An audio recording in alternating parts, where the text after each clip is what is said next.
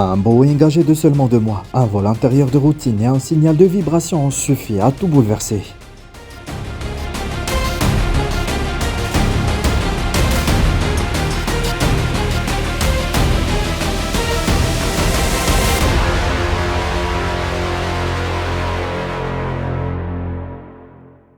Aujourd'hui, nous allons découvrir ensemble une autre tragédie aérienne survenue à Jakarta. Cette ville, autrefois appelée Batavia, est située au nord de l'île de Java, en Indonésie. C'est une cité à l'histoire très ancienne, qui fut la capitale des Indes orientales néerlandaises. À cette époque, elle était extrêmement animée, servant de centre du réseau commercial de la Compagnie néerlandaise des Indes orientales en Asie. Après de longues années de développement, Jakarta est devenue non seulement la capitale de l'Indonésie, mais aussi sa plus grande ville et son centre politique, économique et culturel. C'est donc tout naturellement qu'elle possède également l'un des aéroports internationaux les plus fréquentés de la région. Le 29 octobre 2018, un avion Boeing stationné à l'aéroport international Soekarno-Hatta de Jakarta s'apprêtait à accueillir ses passagers. Il s'agissait du vol 610 de la compagnie indonésienne Lion Air. Prévu pour décoller de Soekarno-Hatta, traverser la mer de Java et atterrir à l'aéroport de Pati Amir de Bangka, en Indonésie. L'ensemble du trajet couvrait 442 km et devait durer à peine plus d'une heure. On pouvait donc dire qu'il s'agissait d'un court vol intérieur de routine. Fait notable, l'appareil chargé de ce vol appartenait à la toute nouvelle génération Boeing 737 MAX. Conçu comme successeur de la série 737, il était équipé de moteurs plus performants et bénéficiait d'une aérodynamique optimisée, améliorant considérablement son efficacité énergétique. Le premier Boeing 737 MAX fut livré en mai 2017. Grâce à son rendement et à son efficacité exceptionnelle en matière de consommation, il attira très vite de nombreuses commandes. Boeing plaçait énormément d'espoir dans cette nouvelle série qui, si tout se déroulait comme prévu, était destinée à remplacer progressivement les anciens 737. Personne n'aurait pu imaginer qu'à la suite de 2 accidents consécutifs, ce modèle se verrait frappé d'une interdiction de vol mondiale. L'avion affecté au vol 610, immatriculé PK-LQP, avait une capacité de 210 passagers. Il avait effectué son premier vol d'essai le 30 juillet 2018 et avait été livré à Lion Air le 13 août suivant. Âgé de seulement 2 mois, avec à peine 800 heures de vol au compteur, on pouvait le qualifier de jeune appareil dans la flotte. Le commandant de bord de ce vol était Bhavi Sunja, un Indien âgé de 31 ans, avec 7 années d'expérience dans l'aviation et un total de 6028 heures de vol, dont 5176 passées sur Boeing 737. Il disposait d'une solide expertise.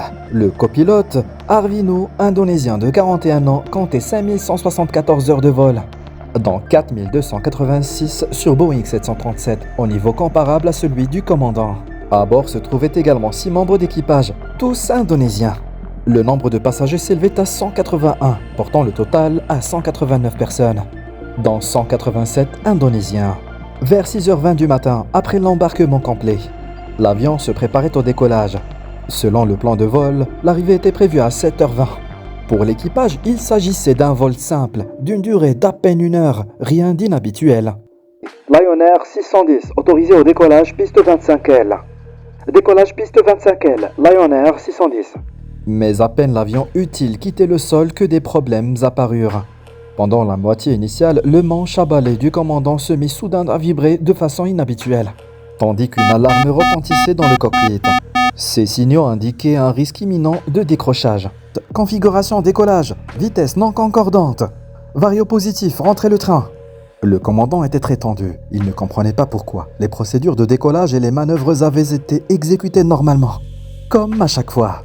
Jamais encore il n'avait rencontré une telle situation. Après plusieurs tentatives pour clarifier la situation, ni lui ni le copilote ne parvinrent à identifier précisément la cause du problème. L'alerte de décrochage, elle, persistait.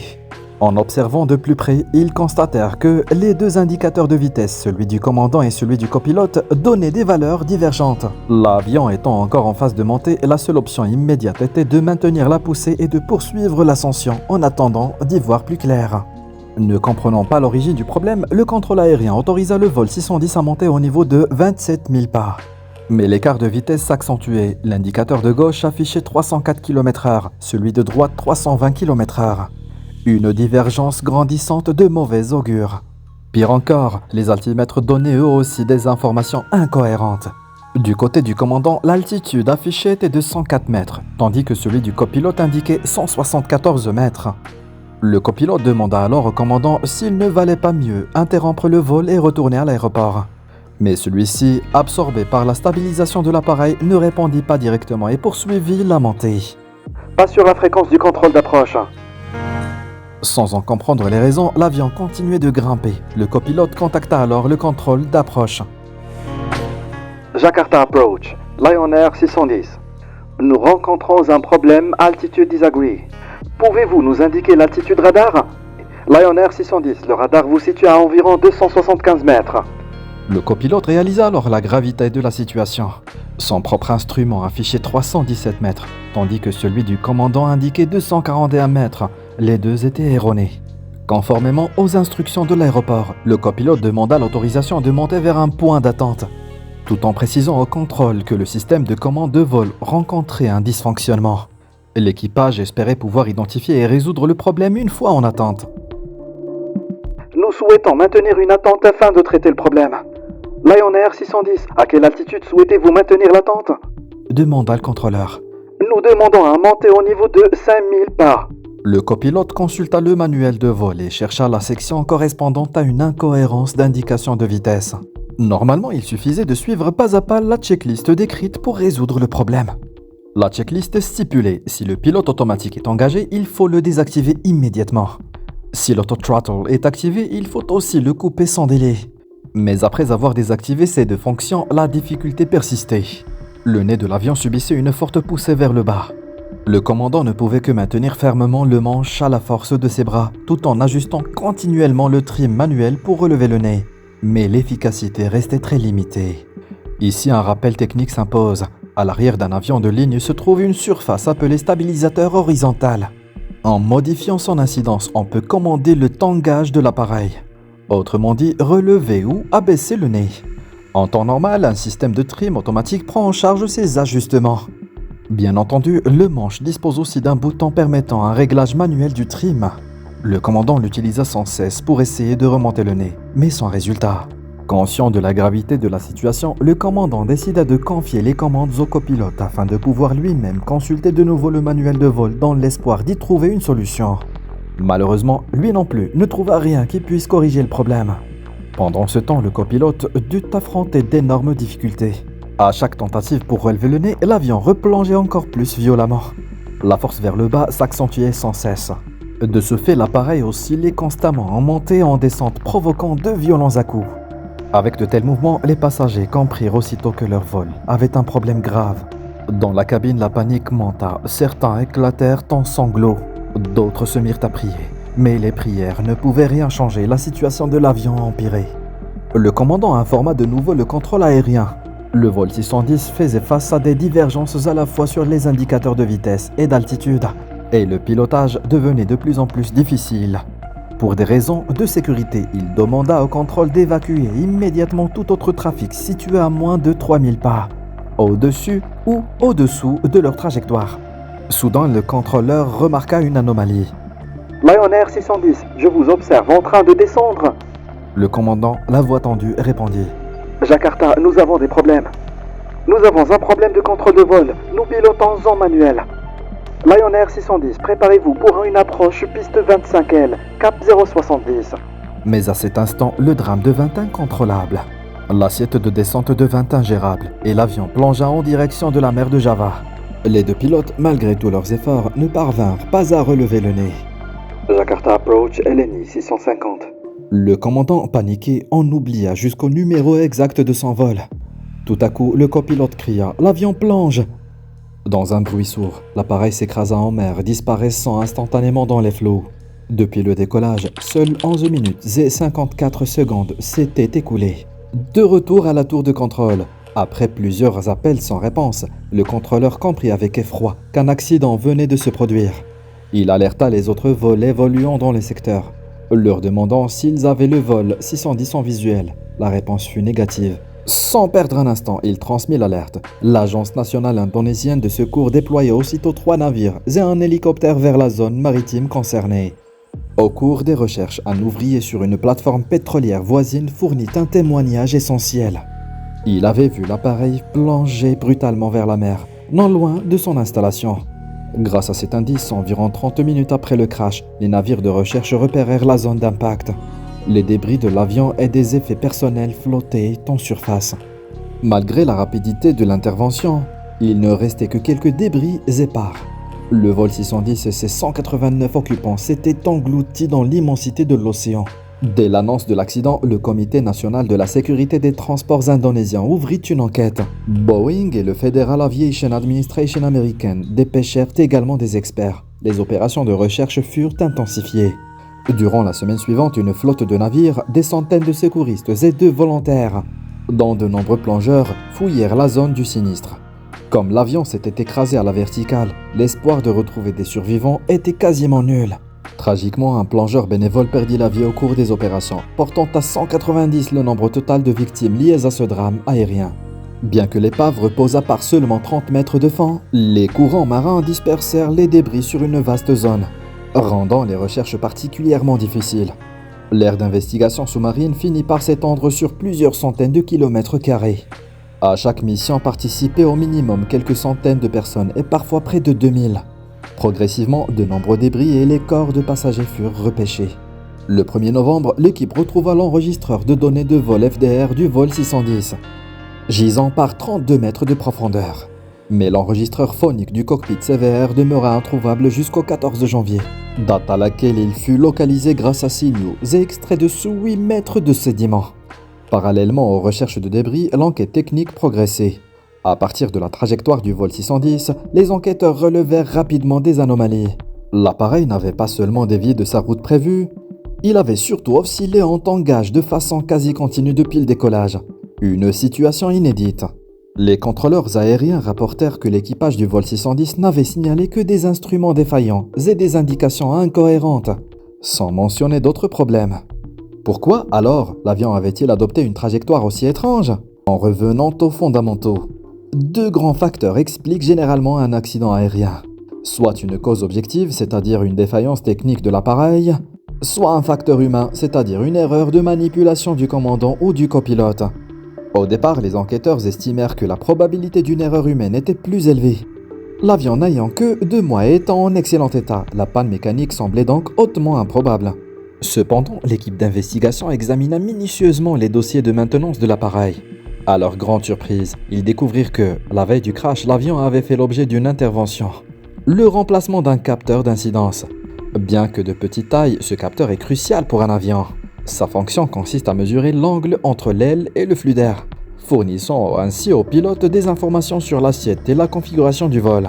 Il contribue également au calcul de vitesse et d'altitude et permet d'évaluer si la portance est suffisante. Par sécurité, les avions sont équipés de façon systémique, un de chaque côté du nez, afin de garantir une redondance. Le vol 610 n'échappait pas à cette règle. Il possédait 2 capteurs d'incidence, un de chaque côté du nez. La veille de l'accident, le capteur gauche avait été remplacé. Le lendemain, l'avion s'écrasa. Les enquêteurs avaient donc toutes les raisons de soupçonner que ce capteur était en cause. Pour en avoir le cœur net, ils interrogèrent l'équipage qui avait piloté l'avion lors du vol précédent, reliant Bali à Jakarta sous le numéro 043. Quelques heures après cet atterrissage, le même appareil repartait pour le vol 610. Le commandant du vol 043 expliqua calmement qu'ils avaient rencontré des problèmes similaires. Peu après le décollage, les indicateurs de vitesse et d'altitude affichaient des valeurs divergentes. Le manche vibrait et l'alarme de décrochage s'était déclenchée. Conscients du danger, ils avaient rapidement jugé que les instruments du copilote semblaient plus fiables et lui avaient confié le pilotage. Mais la crise n'était pas pour autant résolue. L'avion continuait à piquer du nez de manière incontrôlable. Pour relever l'assiette, le copilote n'avait d'autre choix que d'agir sans cesse sur le trim, ajustant manuellement le stabilisateur horizontal. Pourtant, chaque tentative se soldait par un nouveau piqué. Jamais ni le commandant ni le copilote n'avaient été confrontés à une telle situation. Alors qu'ils étaient désemparés, un ingénieur présent dans le cockpit remarqua une anomalie. Cet ingénieur en repos avait été autorisé à prendre place dans la cabine. Il observa que les 2 grandes roues de trim, situées de part et d'autre du manche, tournaient sans cesse en produisant un bruit caractéristique. Il signala immédiatement son observation au commandant. Ces roues en mouvement constant indiquaient que le système de trim automatique était en action. Même si le commandant ignorait pourquoi ce système intervenait, il comprit que le problème venait de là. C'était ce trim automatique qui forçait continuellement le nez de l'avion vers le bas. Il prit alors la décision de désactiver le système de trim automatique. Une fois coupé, le problème disparut effectivement. Constatant que l'appareil volait à nouveau normalement, l'équipage choisit de poursuivre le vol et d'atterrir sans encombre à Jakarta, à l'aéroport international de Soekarno-Hatta. Bien entendu, le commandant fit un rapport et consigna l'incident dans le carnet de maintenance. Toutefois, il ne mentionna que les divergences d'indications de vitesse et d'altitude. Concernant l'anomalie du stabilisateur automatique et la manière dont il avait résolu la crise, il ne nota rien. Cette omission représentait un manque de rigueur évident. Cela dit, même s'il avait détaillé l'incident, cela n'aurait sans doute pas empêché la tragédie du vol 610. Pourquoi ? Parce que les enregistrements des communications entre l'équipage du vol 610 et le contrôle aérien montrèrent que les pilotes, avant le décollage, n'avaient pas consulté le carnet de maintenance et ignoraient donc toutes les divergences déjà constatées sur les vitesses et altitudes. À ce stade, les enquêteurs avaient une idée assez claire. La défaillance du capteur d'incidence avait provoqué des incohérences de vitesse et d'altitude, entraînant l'activation erronée du système de trim automatique, lequel maintenait le nez de l'avion vers le bas. Une fois l'enregistreur de vol récupéré et ses données décodées, une question demeurait. Pourquoi chaque fois que l'équipage entrait une commande de trim cabré, le système générait-il aussitôt une commande inverse, comme si un robot malveillant contrariait systématiquement les ordres des pilotes? Pour percer ce mystère, les enquêteurs n'avaient d'autre choix que de solliciter Boeing. Puisque c'était leur appareil, eux seuls pouvaient expliquer les logiques internes du système. Comme prévu, les ingénieurs de Boeing identifièrent rapidement le phénomène en consultant les enregistrements. Il s'agissait de l'activation du MCAS. MCAS pour Maneuvering Characteristics Augmentation System, système d'augmentation des caractéristiques de manœuvre, est un dispositif automatique installé sur le Boeing 737 MAX, ainsi que sur le ravitailleur en vol KC-46. Son but est de prévenir un décrochage potentiel lorsque l'avion se trouve dans certaines configurations spécifiques. Montée prononcée, voler rentrée ou vitesse faible. Ainsi, rappelons-le, le 737 MAX était un appareil de conception récente, doté d'améliorations et de systèmes plus modernes. Pour mieux comprendre, il convient maintenant de revenir sur les conditions de sa naissance et de son design. Dès décembre 2010, Airbus lança l'A320neo. Comparé à l'A320 classique, cet appareil offrait une meilleure efficacité énergétique et séduisait rapidement le marché. Pour Boeing, ce fut l'apparition d'un redoutable concurrent. Afin de défendre ses parts de marché, l'avionneur américain décida de réagir au plus vite en proposant une nouvelle version de son 737. Plutôt que de concevoir un avion entièrement nouveau, il choisit, à l'image d'Airbus, de moderniser et d'adapter un modèle existant. C'était ainsi que naquit le Boeing 737 MAX. Le 737 MAX reçut des moteurs plus imposants que ceux du 737, dotés d'une grande efficacité, fiable, moins polluant et plus économe, réduisant ainsi les coûts d'exploitation et augmentant la rentabilité, un critère essentiel pour les compagnies aériennes. Cependant, la taille de ces moteurs posait un problème. Montés à l'emplacement d'origine, ils auraient été trop proches du sol, ne respectant pas les marges de sécurité. Pour éviter une refonte complète, Boeing choisit de les fixer légèrement plus en avant et plus haut.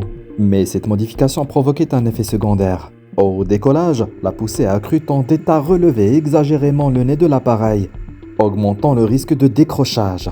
Pour résoudre ce problème et obtenir la certification, Boeing s'inspira du ravitailleur KC-46 et équipa le 737 MAX du système MCAS. L'avionneur affirmait que ce dispositif renforçait la sécurité, activé automatiquement lorsque l'avion volait à basse vitesse, en montée prononcée ou volée rentrée. Il commandait une mise en piqué afin d'éviter le décrochage. Bien entendu, le système pouvait être désactivé manuellement en coupant l'alimentation du trim automatique. Le MCAS ne devait s'activer que si 3 conditions étaient réunies. Un angle d'attaque trop élevé, le pilote automatique désengagé et les volets rentrés. Une telle combinaison paraissait rare. Boeing considéra donc inutile d'informer les pilotes de l'existence du système, et encore moins de les former spécifiquement. Aucune mention n'apparaissait dans les manuels de vol. La communication officielle assurait simplement que le 737 MAX se pilotait comme n'importe quel 737. Boeing supposait même que, dans l'hypothèse d'un déclenchement inopiné, tout pilote remarquerait l'anomalie en moins de 3 secondes et désactiverait le trim automatique. La réalité s'avéra toute autre. Le vol 043 et le vol 610 réunirent justement les conditions d'activation du MCAS. Ni l'un ni l'autre équipe ne détecta le problème à temps. Lors du vol 043, seul l'avis d'un ingénieur en repos permit d'identifier la cause. Sans lui, l'accident aurait pu survenir plus tôt. Malheureusement, à bord du vol 610, personne ne put jouer ce rôle d'alerte. Malgré 34 tentatives de trim manuel cabré, le système imposa 26 corrections en piqué. À la fin, la machine triompha des efforts humains et l'avion s'abîma en mer. Un autre point crucial fut relevé, bien que 2 capteurs d'incidence soient installés sur chaque avion pour garantir la redondance. Le MCAS, lui, s'appuyait uniquement sur les données d'un seul capteur pour s'activer. Une faille évidente. Certes, l'erreur humaine ne fut pas totalement absente. Selon les enquêteurs, le capteur remplacé la veille avait été mal calibré, ce qui entraîna les divergences de vitesse et d'altitude. Le 25 octobre 2019, après près d'un an d'investigation, l'Indonésie publia son rapport final. Celui-ci soulignait des dysfonctionnements du MCAS, les carences de communication entre l'équipage et le contrôle aérien, l'absence de calibration après remplacement du capteur, et le fait que le copilote, jugé faible en pilotage manuel, avait finalement reçu les commandes de l'appareil. Autant de facteurs combinés menant à la tragédie. Dans la foulée, la FAA américaine publia une directive d'urgence imposant à Boeing d'intégrer dans les manuels de vol des instructions claires sur le MCAS et d'assurer une formation obligatoire pour tous les équipages exploitant le 737 MAX. Parallèlement, Boeing fut poursuivi par certaines familles de victimes qui accusaient la conception défaillante du 737 MAX d'avoir causé l'accident. L'avionneur choisit un règlement aimable. Une indemnisation de 1,2 million de dollars fut versée à chaque famille, indépendamment de l'assurance. 20 victimes appartenaient au ministère indonésien des Finances. Celui-ci accorda une compensation supplémentaire à leurs familles et mit en place des bourses pour leurs enfants. En réalité, bien avant la publication du rapport final, un rapport préliminaire avait déjà révélé l'existence du MCAS, identifié comme cause probable de l'accident. À peine 5 mois plus tard, un nouveau drame éclata. Le 10 mars 2019, le vol 302 d'Ethiopian Airlines s'écrasa 6 minutes après son décollage, suite à une panne similaire du MCAS, tuant 157 personnes. Ce second accident fut la goutte d'eau de trop. Le 737 MAX fut interdit de vol dans le monde entier. Il fallut près de 2 ans à Boeing pour indemniser, négocier et mettre en œuvre les correctifs nécessaires. Progressivement, le 737 MAX regagna la confiance des autorités et des compagnies aériennes et reprit ses opérations commerciales. Côté vente, la situation resta solide. Jusqu'à présent, 5903 commandes ont été enregistrées. Depuis lors, aucun accident lié au MCAS n'a été signalé. Mais le prix de cette correction fut tragique. 2 catastrophes aériennes, 347 vies perdues. La FAA avait bien auparavant recommandé aux compagnies un entraînement et des consignes adaptées. Malheureusement, ces mesures n'avaient pas été appliquées avec le sérieux requis.